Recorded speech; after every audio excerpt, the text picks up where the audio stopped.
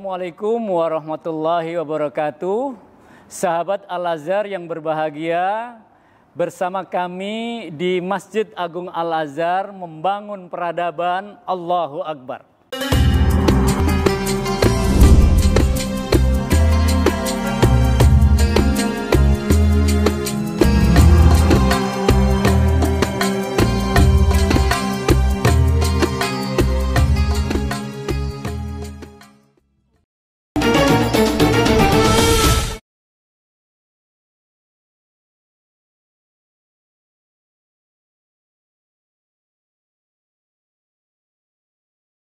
Alhamdulillahirrabbilalamin wabihi nasta'inu ala umurid dunya waddin wassalatu wassalamu ala ashrafil anbiya'i wal mursalin wa ala alihi wa sahbihi wa man tabi'ahu ila yaumiddin.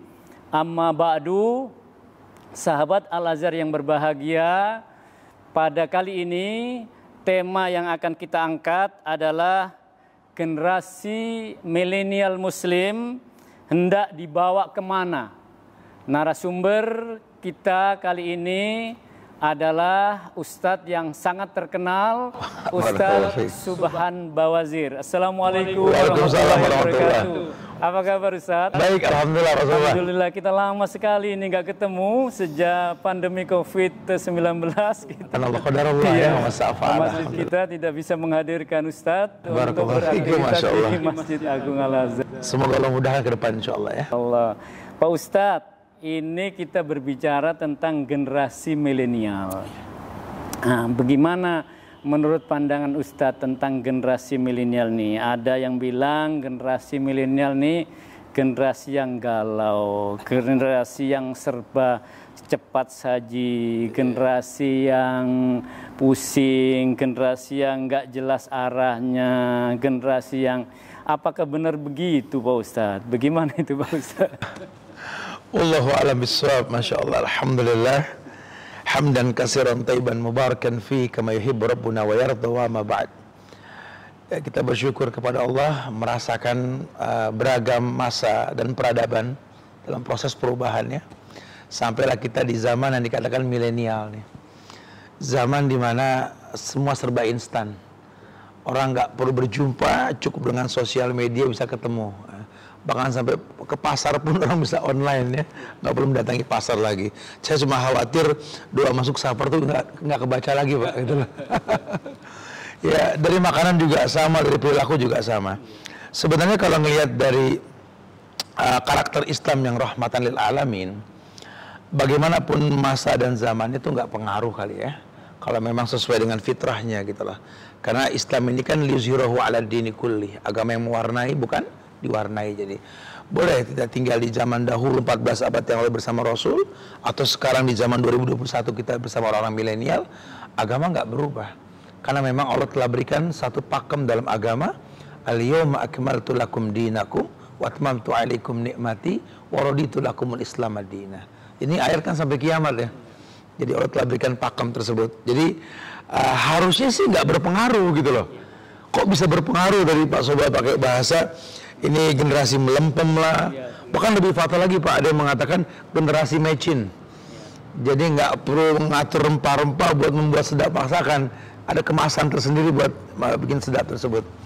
Ya ini perlu diobrolin ya, supaya nggak terjadi seperti itu. Terjadi itu ya, bahwa walaupun dengan berbagai pengaruh-pengaruh modernitas, katakan melalui ada medsos, ada media-media sosial yang bisa jadi membuat orang itu galau, tapi generasi milenial nggak harus galau, seharusnya tidak galau.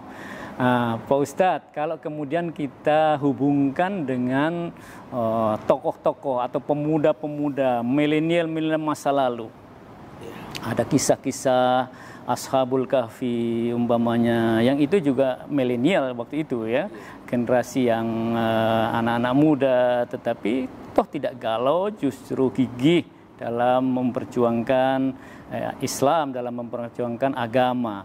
Ada juga umpamanya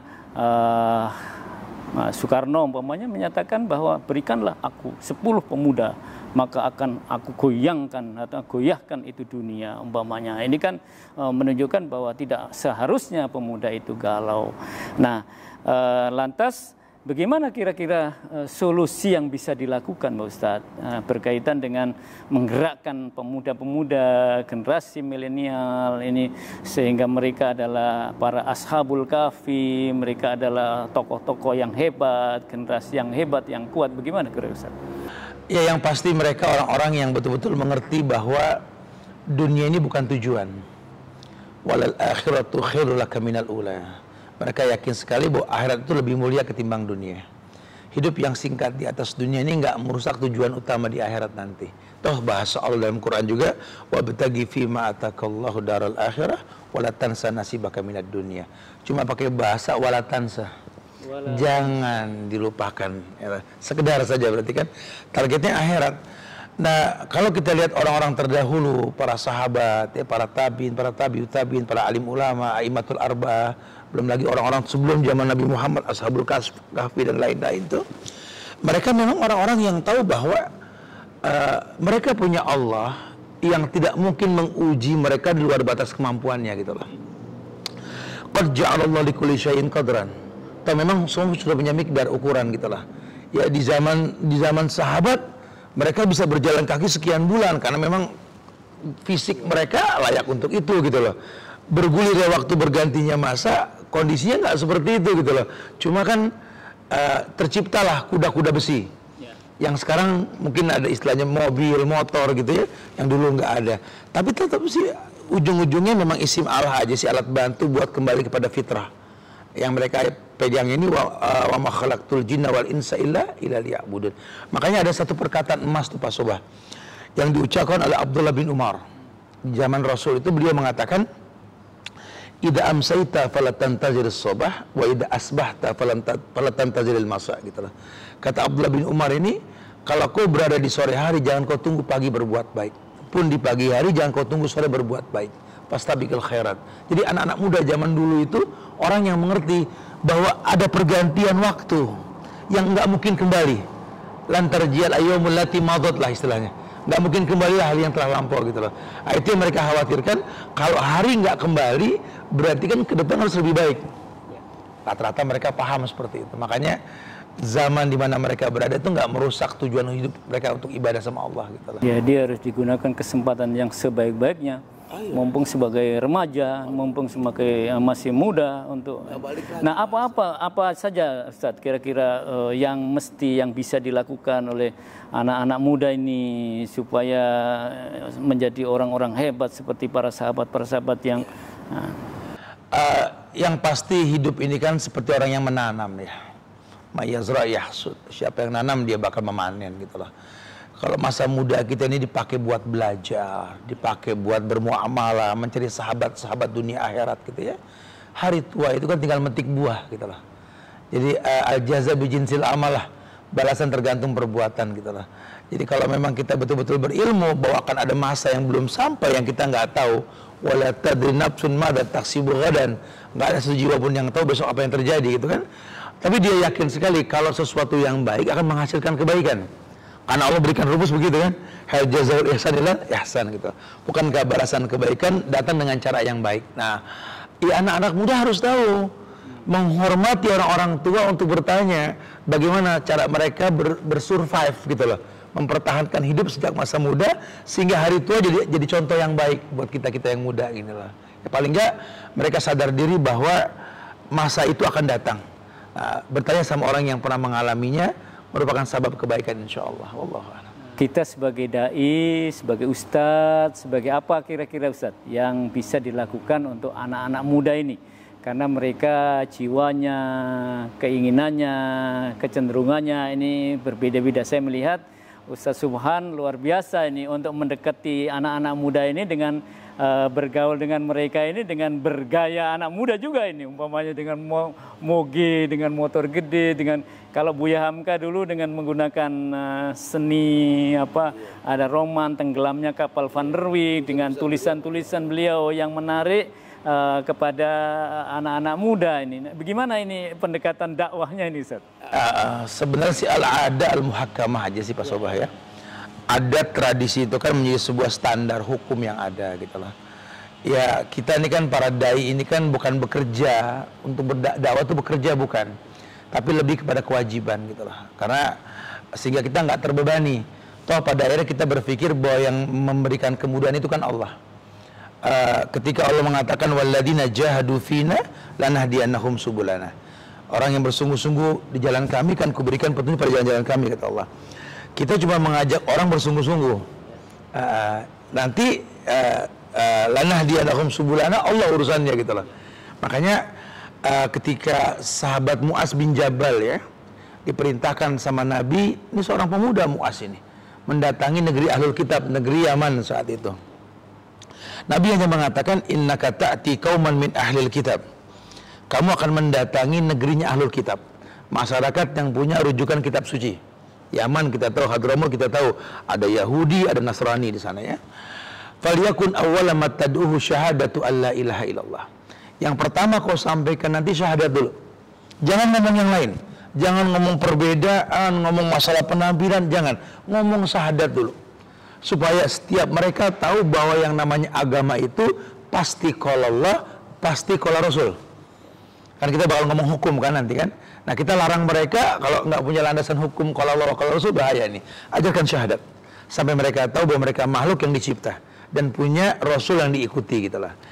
Kalau mereka sudah patuh kata Rasul, wa inhum ata'uka lidzalik fa'alimhum bi anna Allah taradu alaihim khamsus salawat. Nanti sampaikan setelah itu ajarkan sholat. Jangan ngomong yang lain. Sampaikan ke anak muda masalah sholat aja dulu. Jangan ngomong perbedaan. Ini kadang-kadang kita ini belum ngomong syahadat, belum ngomong sholat, orang belum paham Allah, belum kenal Nabi Muhammad, sudah ngomong perbedaan, akhirnya nggak mau sholat, kan bahaya. Ajarkan sholat. Dan ternyata sholat ini formula yang Islam tawarkan, tanha anil faksa wal munkar.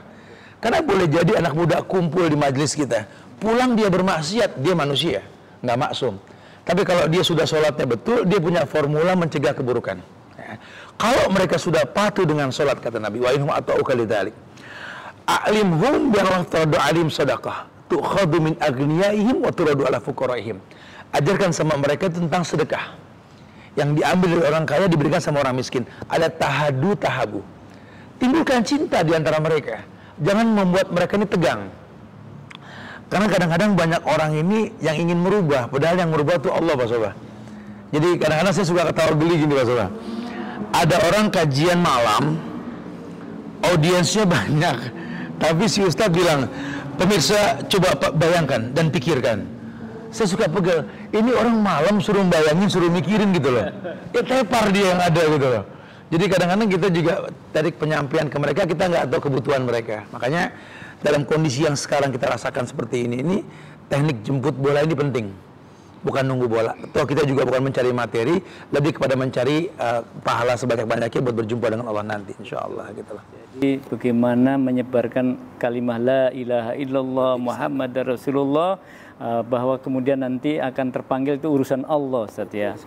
Nah terkait dengan metode, oleh karenanya itu sebatas kemampuan yang bisa kita lakukan. Dan Ustaz Subhan juga mempunyai beberapa trik-trik ya untuk mendekati anak muda. Mungkin bisa diceritakan Bu Ustaz, bagaimana cara-cara supaya, karena kita melihat bahwa kalau di masjidnya ada Ustaz Subhan itu ramai itu, dan itu anak-anak muda. Gimana magnetnya itu? Mereka datang pondok pengen nanya Pak Soba di mana saya gitu. Ya, ada sebuah riwayat dari Rasul ketika beliau jelaskan metode dakwah Rasul. Kita nggak bisa menciptakan metode lah, sudah ada contohnya cukup. Beliau hanya mengatakan perbandingan diriku dengan Nabi Rasul sebelumku itu dalam dakwah seperti sebuah bangunan yang sempurna. Cuma ada satu bata yang kosong. Kata Nabi, akulah bata tersebut. Jadi beliau tuh nggak merubah, beliau cuma mewarnai, beliau cuma menyempurnakan. Sama juga kami terapkan seperti itu Pak Soba. Jadi kami berdakwah di kepolisian. Kami nggak berharap besok orang-orang lalu lintas pakai gamis ngatur jalanan gitu. Kami nggak berharap begitu. Gitu ya. Dan bahkan Ustaz Subhan jarang pakai gamis ya. Itu dia. Itu dia. Terkadang pakai levis gitu ya. Kadang-kadang kita dakwah di tempat olahraga. Saya nggak berharap besok mereka pakai sarung main bola atau main basket gitu enggak ya. Karena agama ini nggak merubah, lebih mewarnai. Nah, makanya kalau sudah pakai bahasa mewarnai, nanti mereka akan respect sendiri. Bener nih agama rahmatan lil alamin ini masuk ke semua kalangan. Itulah metode dakwah Rasul sallallahu alaihi wasallam. Ketika masuk masjid, ada yang masuk masjid dengan busananya yang berbeda-beda. Ya kita berharap mereka pulang lebih sempurna lagi nanti insyaallah gitu lah. Pernah kejadian di Al Azhar sini kan? Iya. Ada seorang akhwat yang ngantar temannya sholat dan dia non muslim, duduk di tangga Al Azhar. Setelah selesai kajian, dia samperin saya, gitu ya. Dia mau masuk Islam. Karena nggak sengaja dia mendengarkan ceramah nungguin temannya sambil sholat. Itu masalah. Allah berikan hidayah, kita nggak tahu ya. Jadi pada Buya Hamka ketika kemudian ada jamaah yang waktu ngaji pakaian ibu ini tidak seperti yang diharapkan, kurang islami begitu. Tapi oleh Buya Hamka ya udah nanti lama-lama dia berubah sendiri. Dan kita juga berupaya untuk demikian itu. Nah, ada mungkin yang secara kasat mata kita bisa tiru Pak Ustadz berkaitan dengan metode dakwah di kalangan anak muda ini yang bisa menarik mereka itu selain dari contoh-contoh kegiatan-kegiatan Pak Ustadz itu apa resep-resep yang katakan umpamanya untuk mendatangkan mereka mau ke masjid umpamanya ada trik-triknya atau nasihat-nasihatnya yang antum suntikkan kepada mereka sehingga berikutnya mereka tanpa harus datang di depan Ustadz Subhan bisa sholat jamaah di masjid yang di daerahnya sendiri yang bagaimana Ustadz? Baik, Masya Allah, wallahu a'lam bishawab ya. Yang kita praktekkan dalam dakwah kepada anak muda itu memang lebih memfasilitasi yang mereka butuhkan. Sadar nggak sadar mereka butuh sebenarnya. Bukan malah menyempurnakan yang mereka inginkan gitu lah. Karena kalau keinginan anak muda kan kalau agamanya belum maksimal, waduh bahaya sekali kita iakan gitu ya. Seperti misalkan kita ngelihat anak-anak muda ini suka nongkrong di kafe. Dan zaman Rasul itu orang nongkrong juga ada.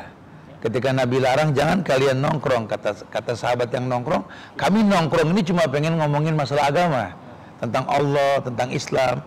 Kata Nabi, udah, kalau begitu hak tarik hakohu. Jangan kamu nggak berikan hak jalan, tetap nongkrong. Ada nongkrong zaman Rasul gitu lah. Ini pun kita praktekkan Pak Sobah. Saya melihat di acara TV itu ada stand up comedy. Ya kalau kami yang mungkin belajar agama tahu bahwa ada dosa yang dikatakan wail. Itu wailul ladzi yuhaddisu fayakdziba liyudhika bihil qaum wailullahu summa wailullahu gitu kan. Celakalah orang yang berkata dusta untuk bikin orang tertawa. Saya takut teknik komedian secara stand up ini banyak kebohongan supaya orang ketawa. Kenapa kita nggak ngomong teknik stand up dakwah gitu loh?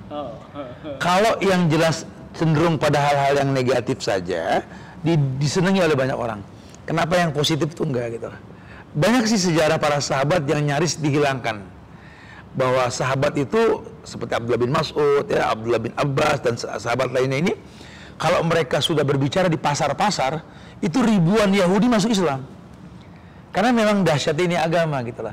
Nah ini para dai ini harus pede nih, harus yakin bahwa agama itu lebih layak untuk diikuti ketimbang ciptaan manusia gitu lah. Melihat Pak Ustadz dakwahnya lebih pada melihat lokal di mana kita berdakwah itu.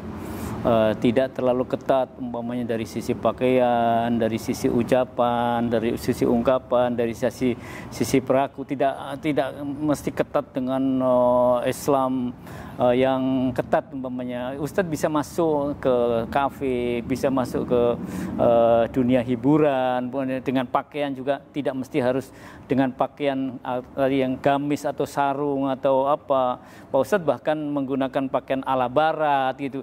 Apa ini maknanya rahmatan lil alamin itu bagaimana ini? Sebenarnya atau arahnya iya ini biar sementara begini nanti besok-besok nanti akan pakai sarung itu gimana gitu Ustaz? Sebenarnya pengalaman pribadi pribadi. Jarang pernah pakai sarung gitu. Pakai gamis juga nggak pernah gitu. Atau memang nggak usah diarahkan ke sana gitu, Pak Ustaz? Pengalaman pribadi sebenarnya Pak Soba ya. Saya memang kalau kemana-mana kan pakai motor. Ya, jadi saya kondisikan baju saya baju biker gitu lah. Karena nggak mungkin juga saya naik moge pakai sarung kan gitu, nggak mungkin. Tapi banyak juga di masyarakat bertanya, karena mungkin tradisi di negeri kita kan kalau ustadz itu kan identik dengan songkok, kupluk, kopiah, koko, sarung gitu ya. Mereka tanya, Ustaz Subhan, kenapa nggak pakai koko gitu loh? Saya bilang, kenapa memang kalau nggak pakai koko? Ustadz kan pakai koko. Sambil rumah saya berpikir itu, apa hubungan Ustadz sama koko, saya bilang. Karena yang saya tahu Ustadzun ini bahasa Arab. Ustadz milenial ini. Koko bahasa Arab, bahasa Cina gitu loh. Ini sudah nggak nyambung. Ini cuma di Indonesia Ustadz dikawinkan dengan koko, saya bilang. Oh iya, kita buka bab libas dalam kitab Adabul Mufrad dan lain sebagainya. Dan memang Nabi nggak khususkan pakaian dalam berpenampilan. Beliau hanya menjelaskan tentang letak aurat dan pakaian ketat yang nggak boleh dipakai. Karena beliau mengatakan nisaun kasiyat ariyat mumilat ma'ilat.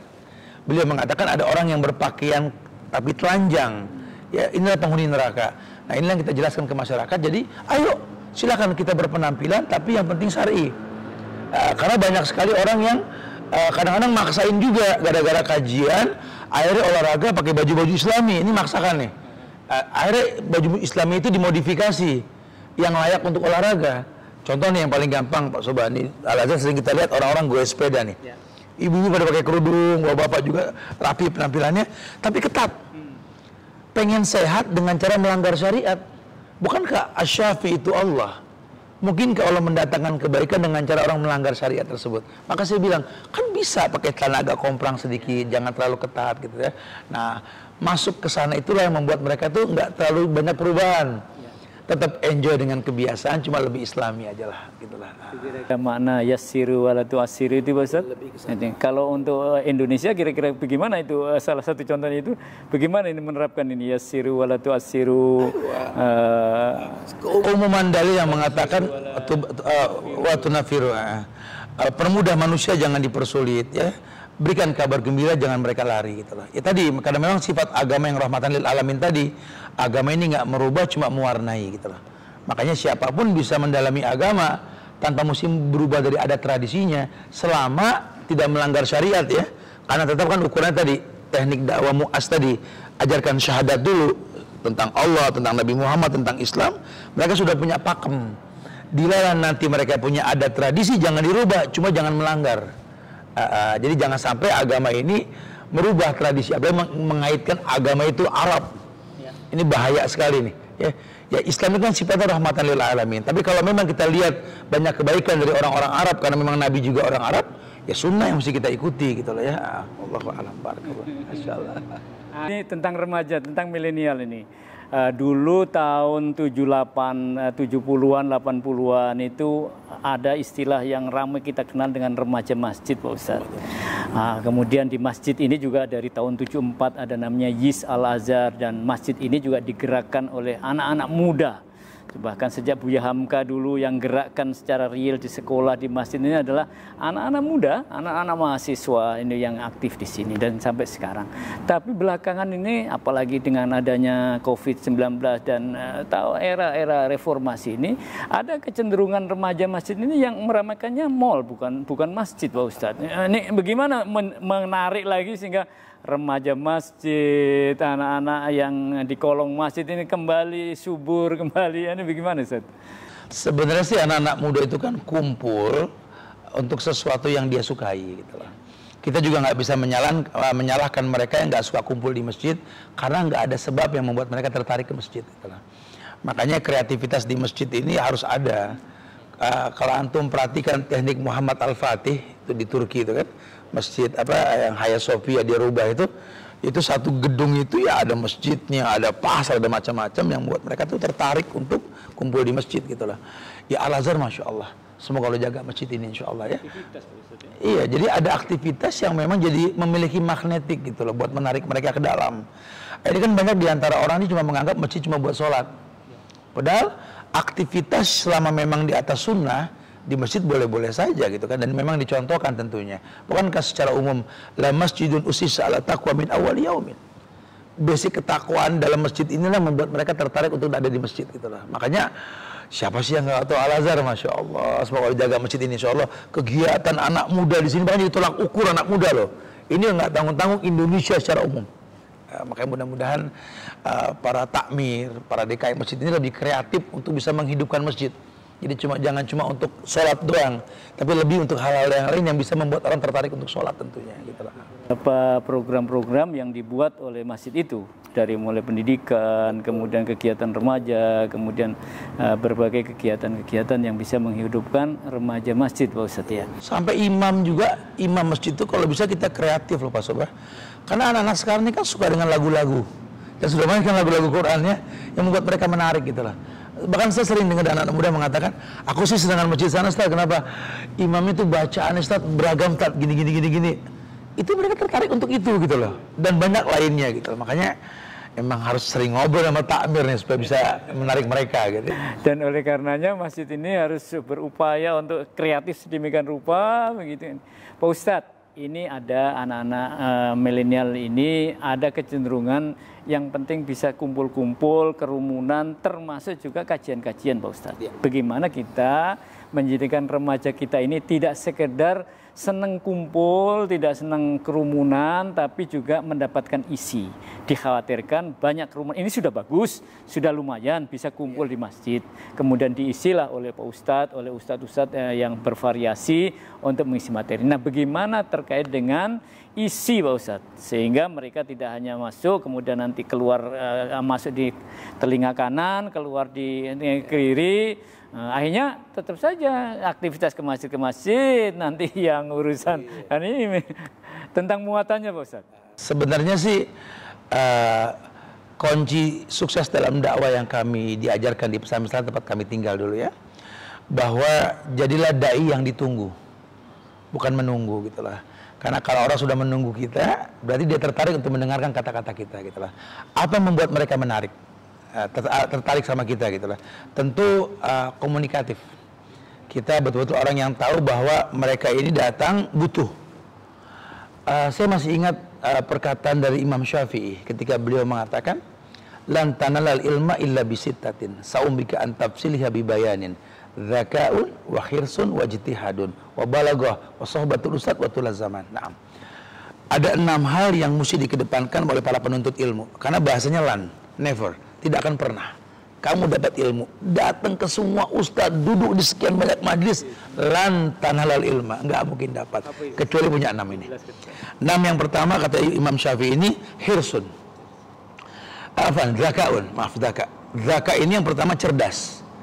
Jadi orang yang nuntut ilmu harus cerdas. Cerdas dalam artian tahu apa yang dituntut dan ngerti apa yang dibutuhkan. Kalau pinter bukan cerdas, lain hal nanti ya. Tapi cerdas itu lebih ke, saya duduk di majelisnya Pak Sobah nih, karena saya tahu di sana ada kaitan dengan masalah akidah misalkan gitu loh. Saya duduk nih di Ustadz Fulan, oh ada siroh, ada ini. Dia memang cerdas. Dia duduk di tempat sesuai dengan apa yang dia butuhkan. Yang kedua, ya ini hirsun, punya kemauan yang kuat. Dan dia tahu bahwa dia memang manusia yang menginginkan kebaikan. Kan hukum asal manusia suka dengan yang baik. Masa lalunya memicu dia untuk hijrah misalkan. Kemauan kuat buat belajar. Nah, PR kita para dai membuat mereka suka dengan itu. Yang ketiga, ijtihad, kesungguhan. Orang bisa sungguh-sungguh karena tahu kenikmatan kemarin. Sehingga yang kedua dia bersungguh-sungguh. Ini tugas kita tadi. Yasiru walatu asiru tadi. Basiru walatu nafiru gitu ya. Nah, kemudian yang keempat, balaghah. Ya mereka mesti punya modal, kata Imam Syafi'i. Nggak bisa cari gratisan. Makanya mesti kita fasilitasi juga mereka supaya tahu bahwa yang namanya nuntut ilmu itu nggak bisa nggak pakai modal gitu lah ya. Baru kemudian sohbatul ustad. Nah, ini penting nih. Berteman dengan ustad, dengan guru. Jangan sampai cuma sebatas di masjid, di kelas. Kenapa pesantren lebih unggul dalam pendidikan? Karena murid berteman dengan ustad di kelas dan di luar kelas. Ya, 24 jam. Itu namanya apa? Sohbatul ustad. Dan yang terakhir apa? Tulaz zaman. Panjang waktu. Jangan sampaikan kepada mereka pendidikan instan. Walaupun mereka di zaman milenial. Jadi kurangi tematik. Kalau bisa kajian kitab yang membuat mereka tuh pengen to be continue lah. Besok apa lagi. Gitu. Makanya adalah teknik komunikasi dalam dakwah ini yang just to know Dan tahap berikutnya bedah kitab. Kayak Rabanian kan di Al-Azhar, Masya Allah kan. Sebenarnya kajian just to know lah. Asal mereka tertarik dulu. Kalau mereka sudah nanya, Ustaz, di mana saya mendalaminya? Di sini gitu lah. Iklannya seperti itu gitu ya. Subhanallah, luar biasa ini motivasi kepada generasi milenial untuk terus menuntut ilmu. Pak Ustadz, ada pesan ini terakhir nih. Ada pesan dan ada saran, ada nasihat untuk generasi milenial ini supaya jangan tergerus oleh situasi kondisi yang ini, tapi kita bisa secara mandiri, secara kreatif untuk bisa menuntut ilmu dan lain sebagainya, Pak Ustaz. Silakan. Iya, ketika Allah berfirman, laqad khalaqnal insana fi ahsani taqwim. Allah menggunakan bahasa ahsan, bukan hasan. Hasan baik, ahsan itu terbaik, more, better than, lebih ya. Allah mengatakan cuma manusia yang ahsan. Padahal ada makhluk lain yang tercipta sama dengan manusia, itu jin. Wa ma khalaqtul jinna wal insa illa liya'budun. Cuma kalimat ahsan itu kan buat manusia. Harusnya manusia merasa punya tanggung jawab. Diberikan jadi makhluk yang terbaik, harusnya ahsanul ibadah dia berikan sama Allah, ibadah yang terbaik gitu kan. Karena Nabi dari golongan manusia, dari kalangan manusia. Memicu dirinya untuk tahu bahwa tidak mungkin sukses tanpa ilmu, sehingga kewajiban bagi dia untuk menuntut ilmu. Dan inilah yang dipegang oleh Imam Bukhari, Muhammad bin Ismail bin Bardizbah, yang dia bukan orang Arab loh, tapi semua orang Arab ngikutin dia. Bahkan Sahih Bukhari itu kan buku terbaik setelah Quran kan. Beliau mengatakan al ilmu qoblal qaul wal amal. Jadilah generasi yang berilmu sebelum berkata dan berbuat. Alhamdulillah, luar biasa. Terima kasih Ustaz. Alhamdulillah. Sahabat Al-Azhar yang berbahagia, alhamdulillah kita mendengarkan kajian yang luar biasa dari Ustaz Subhan Bawazir. Intinya adalah bahwa generasi muslim milenial bukan seharusnya generasi yang galau, tidak seharusnya generasi yang kacau, tapi tergantung pribadi-pribadinya bagaimana bisa mensiasati dirinya untuk menjadi generasi yang survive, generasi yang maju. Dan pesan beliau, tidak ada jalan kecuali terus belajar, terus menuntut ilmu. Dan ada tadi beberapa ya yang terkait dengan bagaimana seharusnya menuntut ilmu yang baik. Mudah-mudahan kita semuanya termasuk generasi milenial kita menjadi generasi milenial harapan kita semuanya yang akan mampu meneruskan perjuangan jihad li'ila'i kalimatillah menuju izzul Islam wal muslimin insyaallah. Demikian yang bisa disampaikan. Terima kasih. Wabillahi taufiq wal hidayah. Wassalamualaikum warahmatullahi wabarakatuh.